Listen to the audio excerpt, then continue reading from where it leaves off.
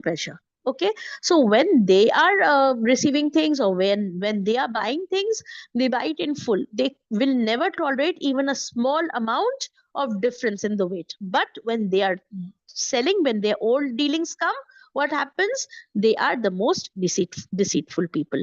Now here, it's this both these ayats are not only talking about the weight and measurement of products, but rather rights of people also. It is talking about, these two ayats are discussing the rights people have on us, okay, and the hukuk of different people. So we should understand this in the light, as it is in the light, just like we are okay, now I will give you an example, inshallah.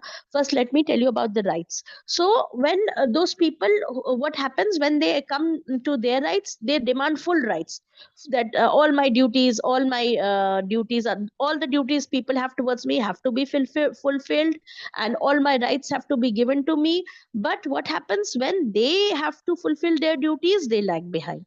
They don't complete their own responsibilities. They lack in each and every aspect of their life. So can you give me a few examples of your own, on how we take away others' rights, and how the rights that we demand are fulfilled? Any one or two example?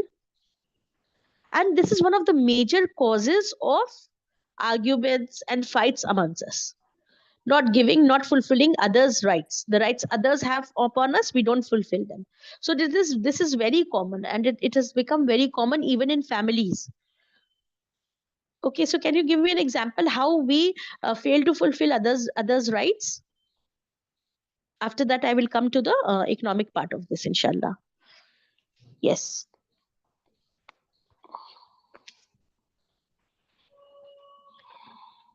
Yes, very good, brother and sister.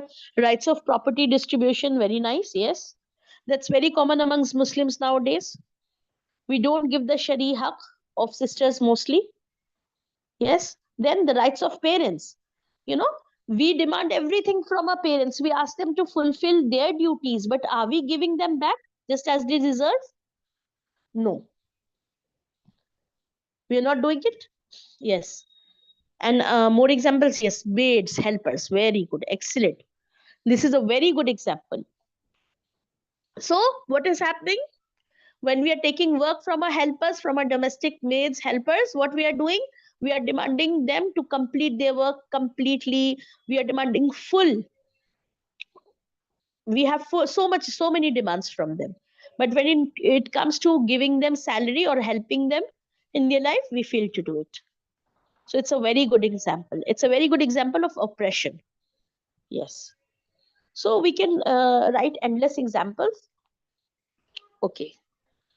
So now, okay, now I'm going to give you an economic example also. Suppose there is a company of a country, okay, and that company is exporting rice. Suppose they're exporting rice. Now, what happens?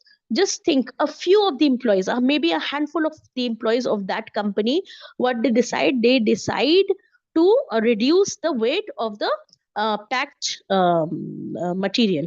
Okay, so the packed material, they decide to reduce the weight. They decide to keep something from that package for themselves, for their families. Now what happens? Through some kind of trickery, they are able to show that the weight is full, but they are reducing the weight. Now suppose that packet is exported and reaches another country. What happens?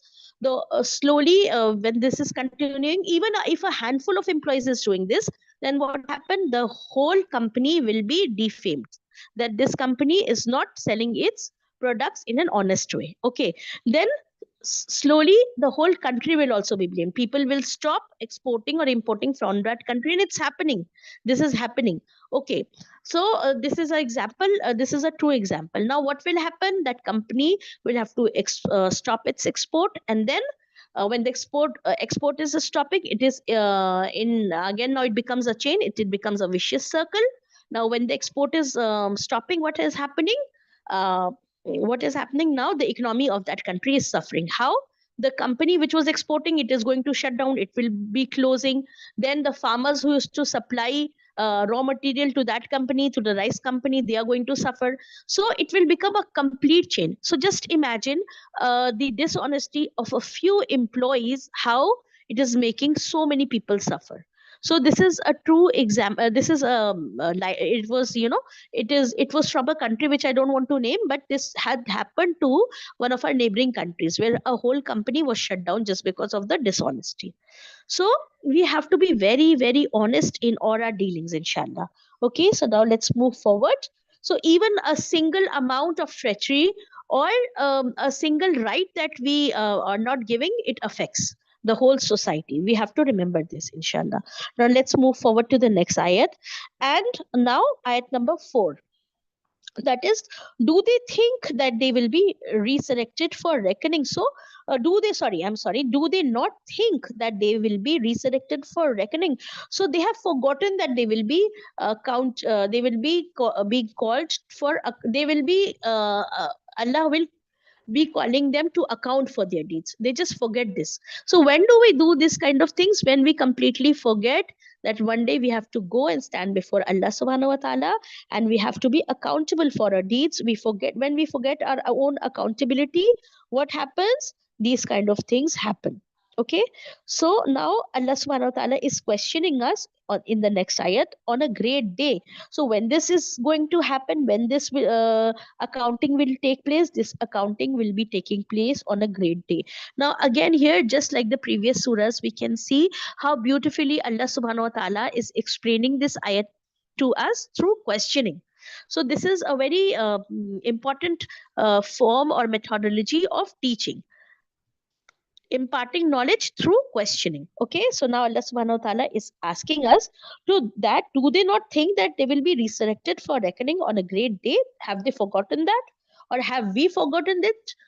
This is also a reminder for all of us. So don't we remember that we have to give account to Allah subhanahu wa ta'ala for each and every deed of ours? Don't we remember that? Have we forgotten it? So this is a great reminder for all of us to wake up and check ourselves, do our taskiya, that are we giving the rights of others? Are we fulfilling others' rights? Are we doing anything which will come under this, which will fall under this? Are we reducing the weight of anyone or anything? Are we involved in any such kind of activity? We have to do our taskiya and check ourselves. If we are doing it, we have to change ourselves, inshallah. Now coming to the next ayat, that day, the day when all mankind will stand before the Lord of the Alameen. So what is that day now? That day is described that all mankind will be standing before Lord of the Alameen, Allah subhanahu wa ta'ala. Now, dear sisters, can you tell me what is the length of the day of Qiyamah?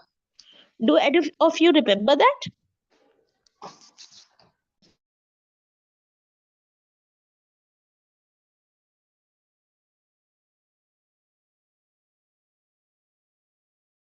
Great, very nice. So the day of the Qiyamah will be 50,000 years. Very nice. Okay, so now can you imagine standing for so long, such a long time? All of us will be standing, waiting for our turn to come. Are we able to stand in a line if we are asked to stand in a row or in a line? Are we able to stand for long hours? No, we are not able to, right? So that day we have to face Allah subhanahu wa ta'ala, and we have to wait, keep on waiting for a turn up till 50 years, 50,000 years. The day is 50,000 years long. And who will be in Allah's shade that day? There are 7 kinds of people. Inshallah, we will be discussing it later. But those 7 kind of people will be in Allah's shade, inshallah. Okay. So now let's move forward to the next ayat. Nay, truly the recording, writing of the deeds of the Fujjar is preserved in Sijjin. Now here in this surah, 2 kinds of registers are described. One is Sijjin and one is Illeen. So what is Sijjin? Sijjin is the register where the deeds of the Fujjar are preserved. May Allah protect us from being amongst them. Ameen.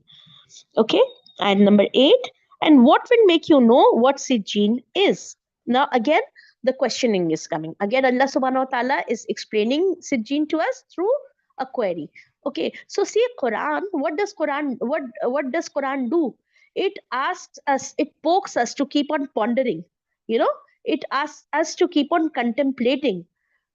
In order to learn knowledge, it is questioning us. So we have to open our mind, right? We have to start questioning. Until unless we have questions, what will happen? Our mind will be closed. We will just be followers. So questioning makes us leaders. And what are the questions? The questions in the right direction. Okay, so now here Allah subhanahu wa ta'ala is again asking us, and what will make you know what Sijjin is? What is that Sijjin? So now Allah subhanahu wa ta'ala is again answering that question for us, and that is ayat number 9, a register inscribed. So again now the same repetition is coming again.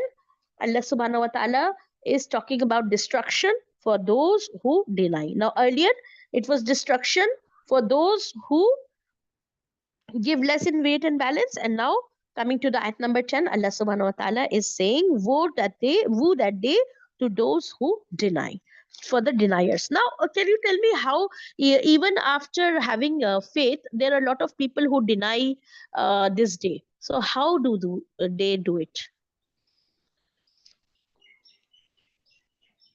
There are many Muslims who have faith, no doubt, alhamdulillah. There are many Muslims in the world, but still they are in a denial mode. They have not yet come to believe on the judgment day completely. They do know about judgment day, but they don't have firm belief. So what will bring what is that? How can we find out who doesn't has firm belief?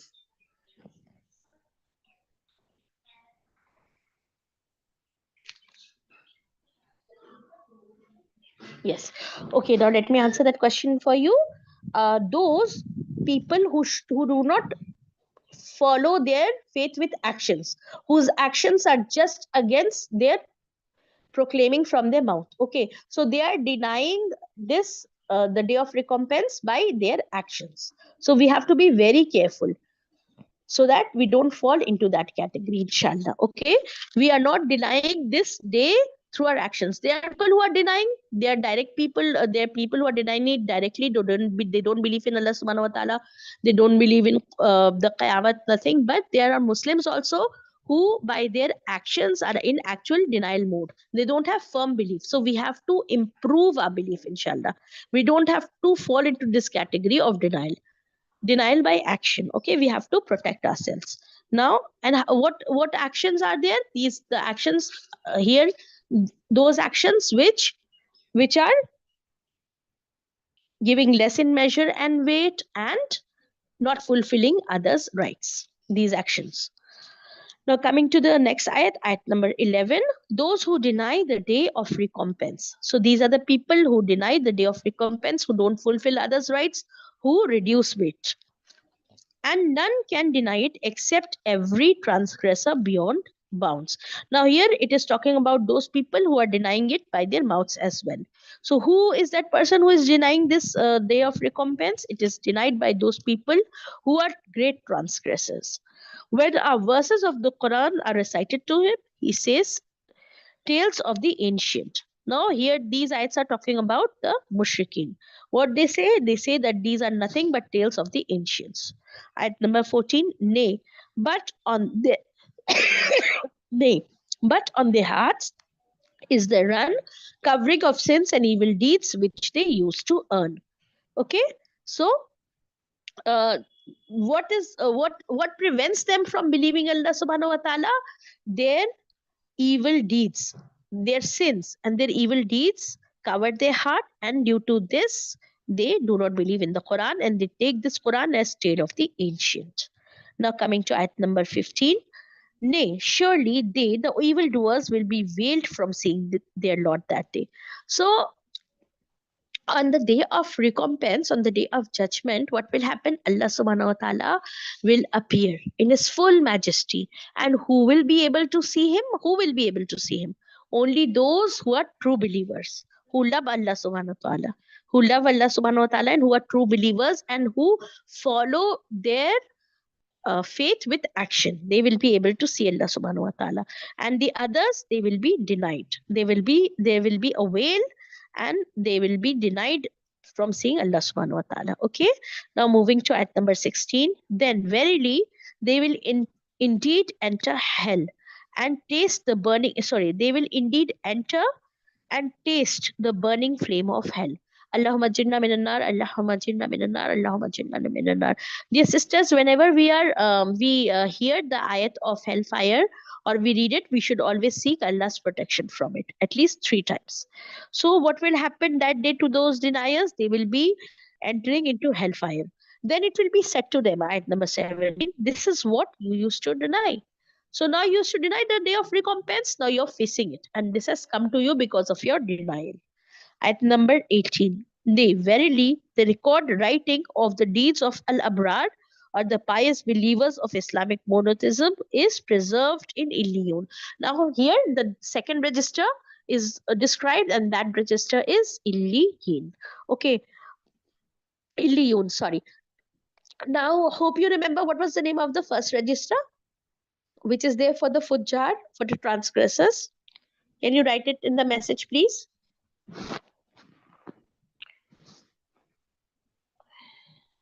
Sijin, very good. Yes, very good. Alhamdulillah. So, Sijin is a register for the transgressors, and the record of the good deeds of the good people will be in Illiyun. And what will make you know what Illiyun is? Now, again, the beautiful way of explaining to us through questioning. Now, again, this is coming, and Allah subhanahu wa ta'ala is questioning us or asking us, and what will make us believe what Illiyun is. Okay, so now again Allah subhanahu wa ta'ala is himself answering this question, and ayat number 20, a register inscribed. 21, to which be a witness those nearest to Allah subhanahu wa ta'ala. So who is witness to this register? The angels, they are witness, who are the closest to or nearest to Allah subhanahu wa ta'ala.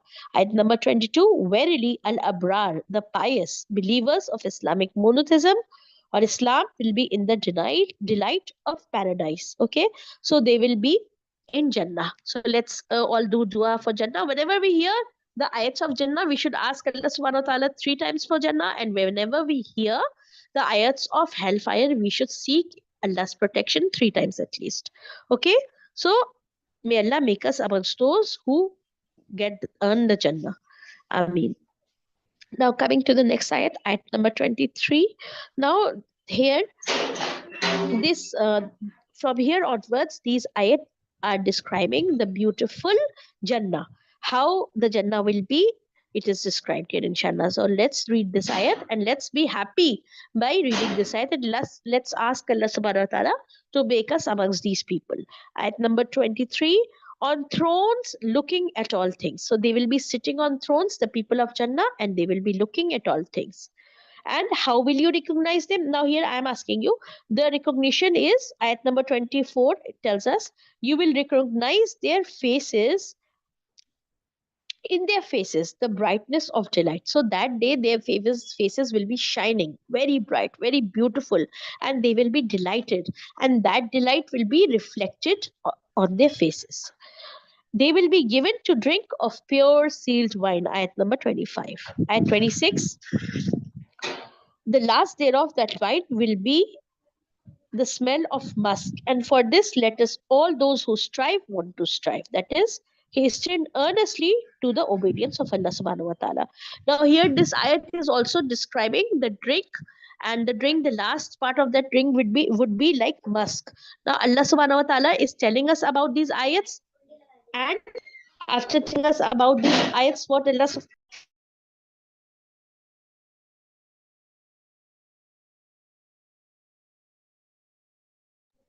I'm sorry, I got muted.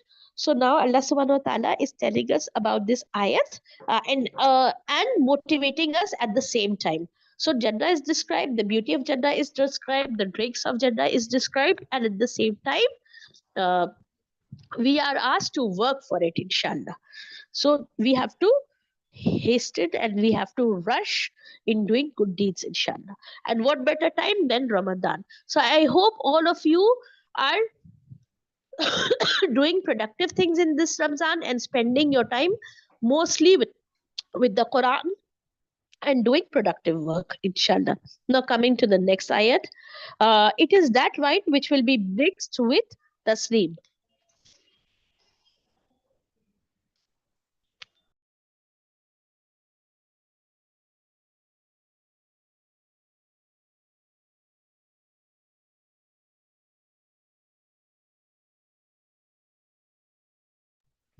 So that day, what will happen?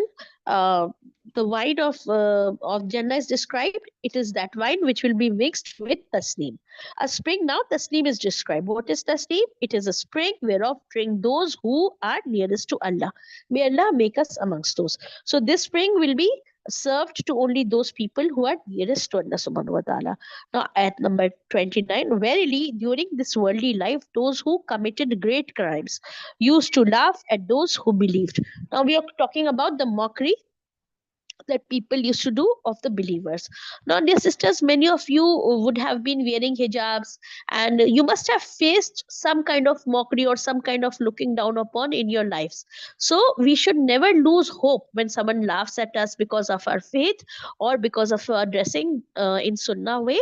We should never be disheartened, because here Allah subhanahu wa ta'ala is describing that the believers will be laughed upon, they will be mocked upon. This is the trend, this has been there since Islam came about. Okay, people always laughed and made fun of the believers. So we should never be disheartened or lose hope or leave the way of Allah subhanahu wa ta'ala because of people's mockery or being made fun of. Okay, so this was going on and this will go on till qiyamah. People will make fun, people will mock, but Allah subhanahu wa ta'ala is with the believers.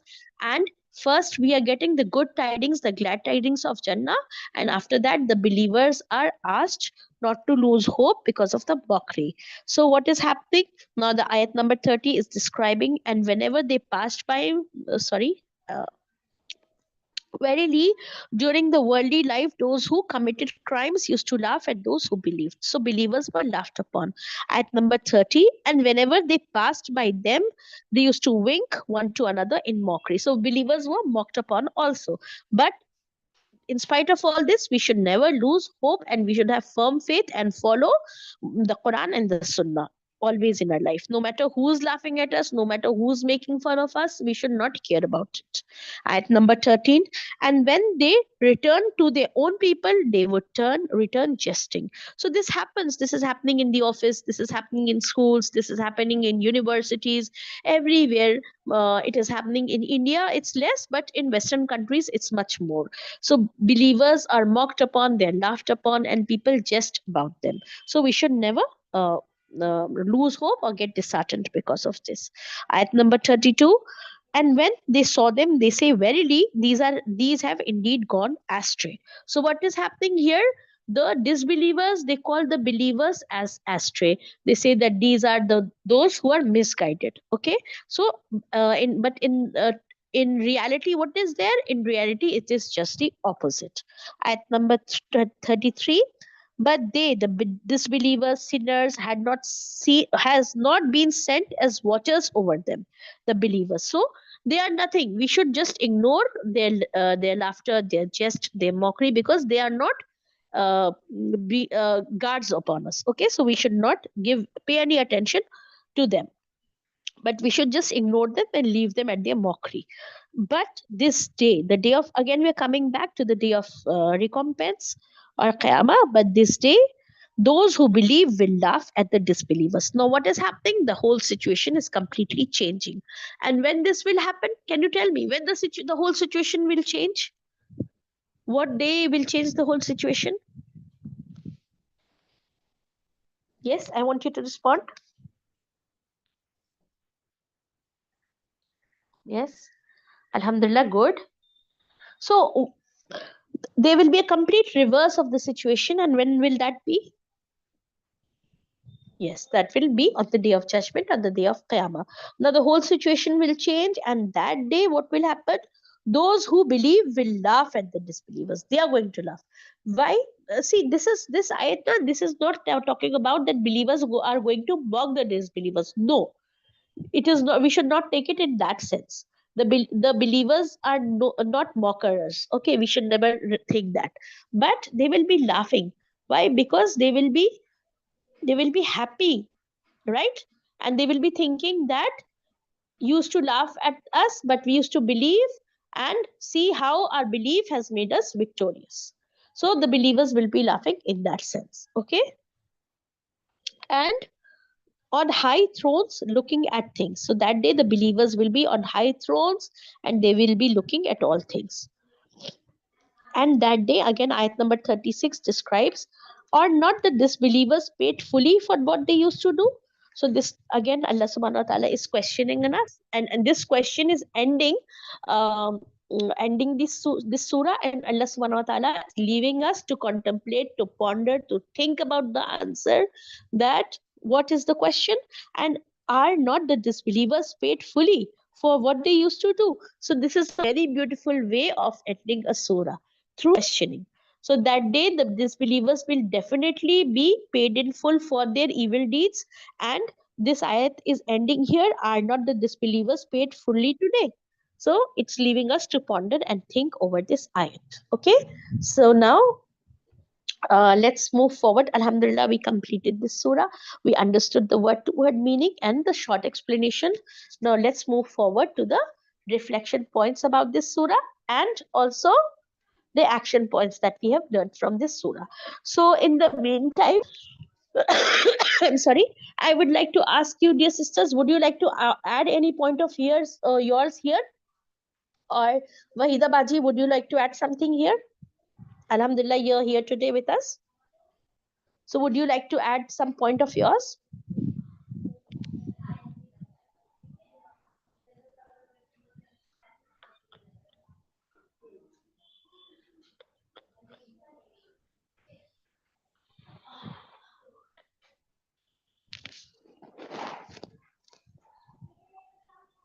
Yes. Anybody would like to add anything here? Or Wahida Baji, if you would like to add? Yeah, Assalamu alaikum. Oh, wait 1 minute. I need to forgot. Yes. Can you hear me? Yes, I can hear you. Alhamdulillah. Just 1 minute. I'll just put my mic properly.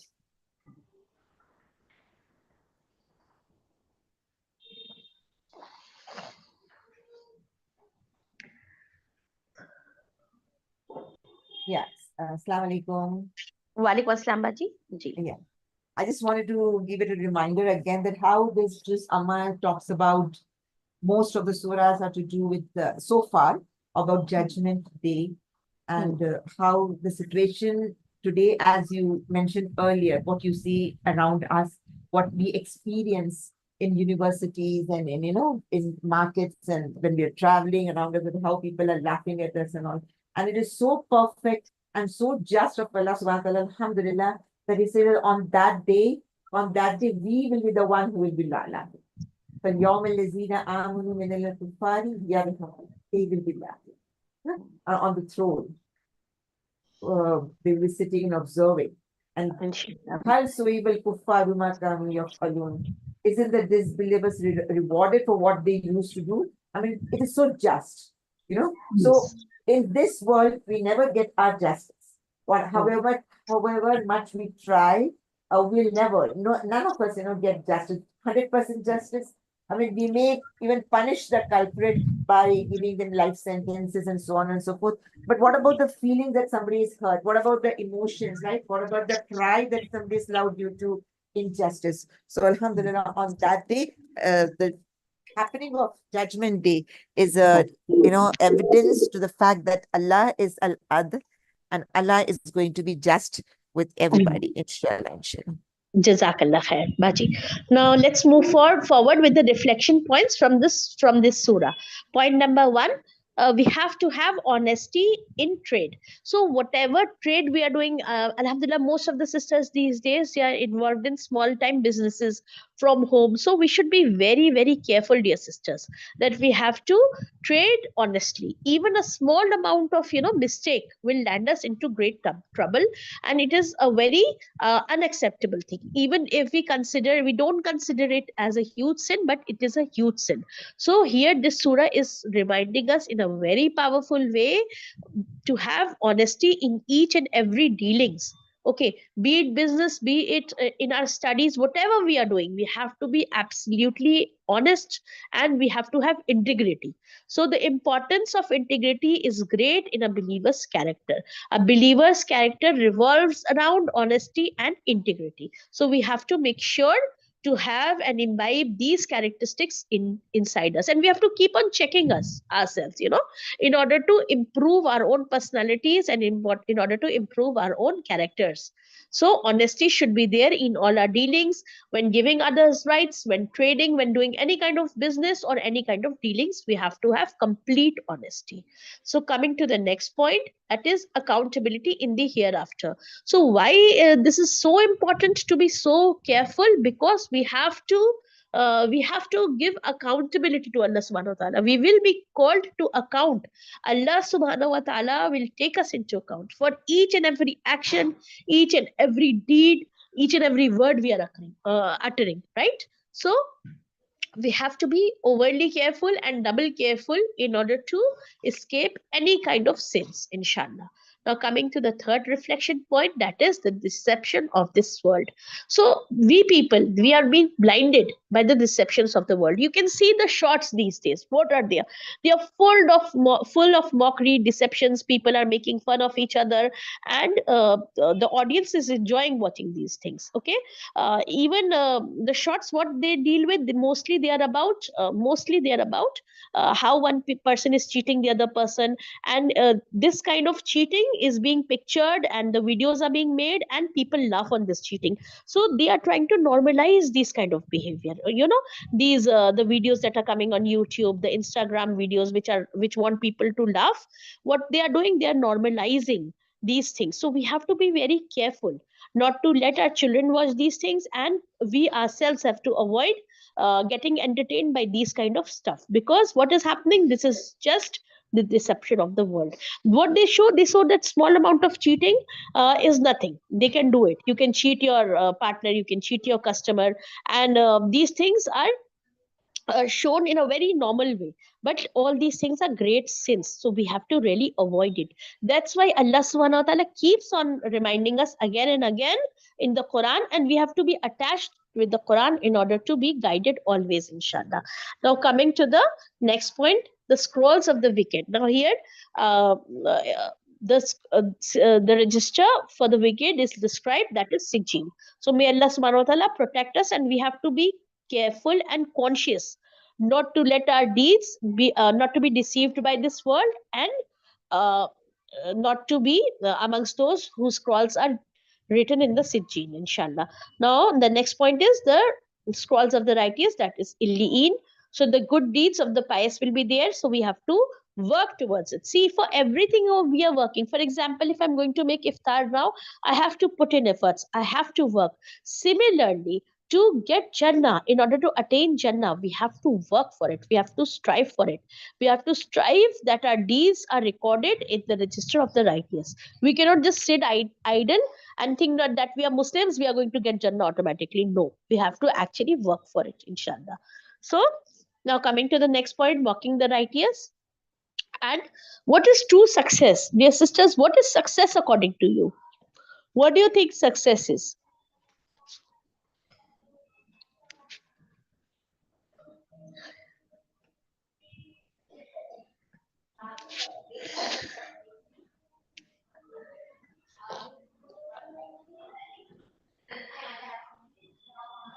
Jannat, yes, exactly. So true success is the success of the hereafter. When we are saved from the hellfire and we get Jannah, that is the truest success. Nothing else matters. Nothing else counts. Nothing else. No matter how successful we are in this world, if we are not successful in the hereafter, khalas, nothing, gone. So the true success is the success of the hereafter, and we have to keep on working to get that success. Okay, and we have to make sure that we are amongst the righteous people, we have righteous friends. So see, our friends really influence us, so we have to make sure to be amongst the company of the righteous. If we keep the company of the righteous in the world, inshallah we will be with them in Jannah, because a friend is helping the other friend. So the more we are with righteous people, the more we are going to be with them in Jannah, inshallah. Okay, and honor belongs to the believers. No matter how much people mock you or how much people disgrace you, honor will always belong to the believer, because the believers will be honored by Allah subhanahu wa ta'ala on the day of judgment. And here also, the angels are honoring them. And we have to avoid self deception, and we have to have certainty of faith. So, certainty of faith is very important. not just being a Muslim, but we have to have will suffice us or will take us to Jannah. Not just having a Muslim name will take us to Jannah. Actually, our actions are those that will determine whether we get Jannah or Jahannam. So we have to be very careful and always keep on doing our own taskiya, keep on checking ourselves, keep on controlling ourselves, and not falling into the deceptions of the world. Okay. Now coming to the action points quickly, we have to practice honesty in all in the business and everything in all our dealings. This already I have discussed. Then we have to be conscious of the hereafter. We have to live our life every day. We should live our life remembering our death and being conscious of the hereafter. Each and every action that we are doing, we have to think about it, that what till action this action will lead me to, whether this action will be beneficial for me in the hereafter, or whether this action will be a waste of time. So we have to be conscious of the hereafter, not only in Ramzan. Just as we become very conscious in Ramzan, we have to be conscious in all the other months also, inshallah. So we have to maintain this kind of this tempo that we have, you know, of becoming conscious. And then we have to avoid greed, because greed is something which leads us to reducing the weights or taking away our others' rights or not fulfilling others' duties. So we should completely avoid greed, but because each and every person's sustenance has been written for him. Whatever you do now, you will only get that much that Allah subhanahu wa ta'ala has destined for you. You will not get an inch more, right? So we should not worry about it. We should not have greed. You can see the millionaires and billionaires they are in this world. They have billions of dollars. Are they going to benefit from that? No. They can only use a few $100, maybe few $100,000, maybe a few lakhs they are spending in their whole lifetime. Maybe they are spending a few crores, but they will not be able to spend the whole amount of money they have. Okay. So uh, only that amount of sustenance will be given to us that is destined for us. They are striving, the greedy capitalists, what they are doing, they are running after money, they are looting people, they are looting the economy. What they are doing, they are looting everybody, but will that money ever benefit them? No, not even in this world they will able to spend that amount of money. It will just be kept in their banks, and it will be kept for their grandchildren, and so on and so on. Nobody is going to benefit from that amount. But what will happen, that greed is leading them more and more into the depths of the hellfire. So we should never have greed, we should avoid it, inshallah. And we should be patient and grateful always, and we should have trust, become trustworthy.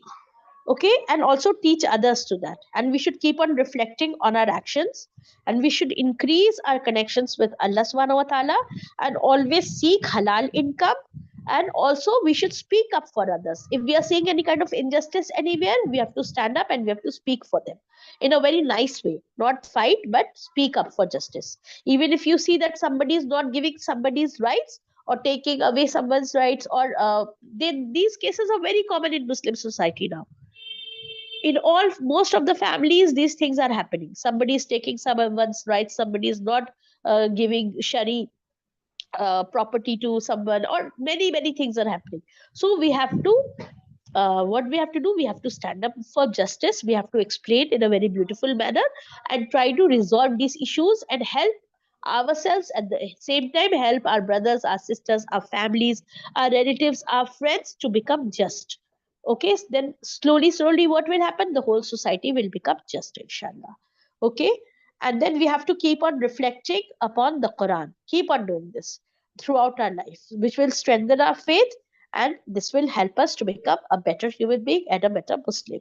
And also we should increase in acts of kindness, because all deeds are recorded, so we should be very careful and do more and more deeds of kindness. Okay.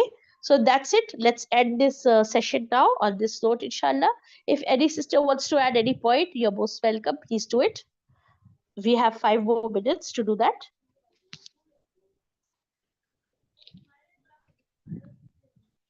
Anything you want to share, or any point you would like to add here?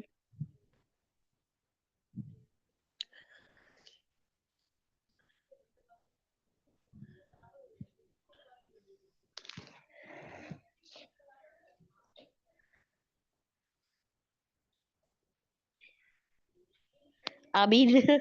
Sister has sent me a dua that may Allah relieve your cough and grant you good health. Ameen. Jazakallah khair, dear sister. Any other sister would like to add here anything? Any point that you've learned from this surah or anything which strikes you here in this surah? Alhamdulillah, you're joining us every day. So now you should come forward and also speak. If you want, you can speak. If you want, you can type the message.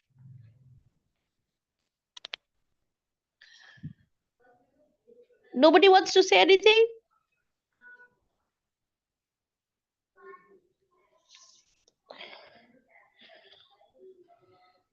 Yes, a sister has sent a hadith.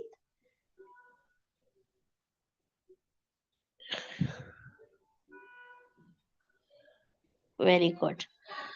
A sister has shared, according to Abdullah ibn Masud, Muhammad sallallahu alaihi wasallam used to recite 2 equal surahs in one rakah. He would recite, for instance, An-Naziyat in one, and Surah Mutaffifin in the other, and Surah Abasa in one rakah. Jazakallah khair for the information. It was very nice. Yes. Yes, always be Allah fearing. Sister, these days everything is there on Google. You know, if you just type the list of Bandi surahs, you will get, and if you type the list of Makki surahs, you will get. And also, when you read the tafsir, it's mentioned there. And we are also, alhamdulillah, mentioning that this surah is Makki or Madani. So it's very easy. Inshallah, you can do that. Yes, always be Allah fearing. That's very nice. Okay. So with that, let's end the session. Inshallah, we'll be again coming tomorrow. Sister Wahida Baji will be taking a session. Inshallah. Jazakallah khairan. Okay. Okay. So let's end it. Assalamu alaikum wa rahmatullahi wa barakatuh. Astaghfirullahi rabbi min kulli wa zambi wa tubu ilayh. Wa salamun alal mursaleen walhamdulillahi rabbil alameen. Okay, dear sisters. Assalamu alaikum wa rahmatullahi wa barakatuh. Thank you for joining.